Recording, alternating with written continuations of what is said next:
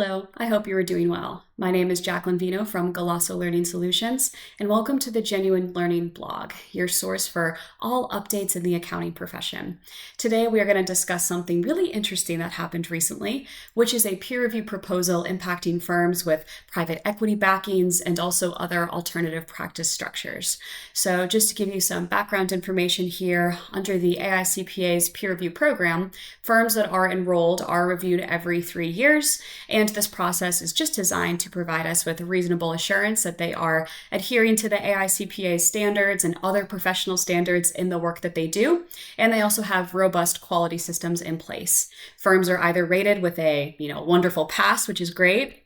They can also pass with deficiencies, or they can fail. And a primary emphasis of the peer review program is to really focus on detecting those deficiencies and having those remediation processes in place for some of the problem areas.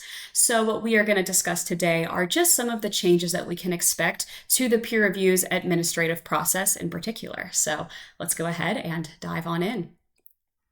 As we can see here, the formal name of this is a bit of a mouthful, but this is the Proposed Peer Review Standards Update Number 3, Modernizing Peer Review Administrative Requirements. And this was issued by the AICPA's Peer Review Board on September 10th of this year, so pretty recently. And they are also seeking public comment on some changes to the peer review program that would basically centralize the administration of peer reviews for firms that are operating under these alternative practice structures, including those with private equity investments. So at this point, they are still seeking public comment. This is not a finalized update. I do want to point that out and be specific. But the million-dollar question here is, why did the peer review board decide to take on this project and issue this proposal? Well, they are really trying hard to modernize the peer review administrative requirements and ensure that peer reviewers have the appropriate experience to really try to navigate today's very complex regulatory environment and also the practice environment. They're also trying to enhance consistency and quality in the peer reviews that are performed. And we have lots of other trends. We're having the rise of private equity, the rise of different alternative practice structures, and we also have increased PCAOB oversight as well. So all of these factors were taken into consideration when writing this proposal.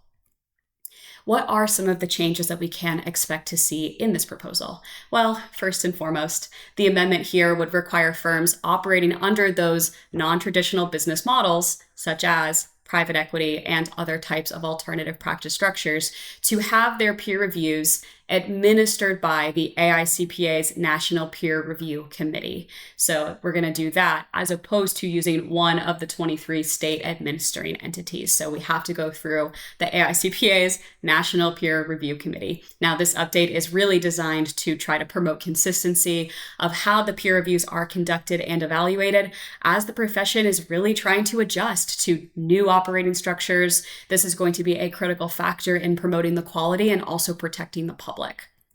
So let's just discuss the impact of this a little bit more. So what is the primary impact here? This is going to grant the peer review board the discretion to really require certain peer reviews be administered by the National Peer Review Committee. Now, just to tell you a little bit about this committee here, the National Peer Review Committee is a panel of about 15 to 17 practitioners, and they have very broad national experience and expertise. So that's kind of the considerations there. Now, I also thought it was a good idea here to include a direct quote from Susan Coffey from the AICPA. I actually had the wonderful opportunity to listen to her speak at the AICPA's Engage conferences the past 2 years in Las Vegas, and she is just a fantastic public speaker. If you ever get the opportunity to listen to her present, it is definitely a great experience to be in her audience. But basically what she is saying here with this quote is, obviously, these new structures, they are creating different risks, and we have to try to navigate those risks.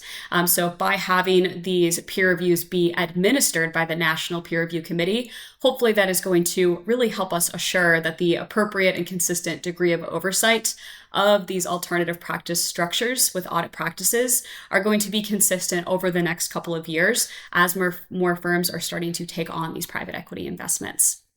Now, aside from that and the administration of everything, what is another update that we can expect that's in this proposal? So the proposed standards update also includes changes to the qualifications for peer reviewers of firms that perform or assist in engagements under PCAOB standards. So again, why do we have this change? Why was this something that was necessary? This change is really designed just to ensure that practitioners who have that deeper familiarity with the PCAOB standards are the ones that are assigned to those review teams. So once again, the main goal here is to just have a result of higher quality when it comes to these peer reviews. So when is the effective date of this proposed revision? So if this is approved by the board as final, it will be effective for peer reviews with years ending on or after December 31st of 2025. So definitely coming up. We will be here before we know it. And if you are interested in commenting on this proposal, the comment deadline is coming up very quickly. We literally just have 2 days left. It is October 25th of this year. Now, I also wanted to do a very quick shout out for our upcoming audit staff level training cohorts. We actually just finalized our schedule at GLS for 2026, which is very exciting for us. So if you are watching this blog and you are maybe a manager or a senior manager or a partner and you're considering some training for your staff, I would highly recommend these cohorts. Each level that you see here is 16 credits of CPE. It's also super interactive. We have a really great variety of audit topics that we also provide. They're also very highly rated by attendees. We have a pretty much near perfect net promoter score, and we are just very, very proud of this product. So if you were interested in learning more about our level training cohorts, we actually included a QR code on this slide here for you to just easily scan.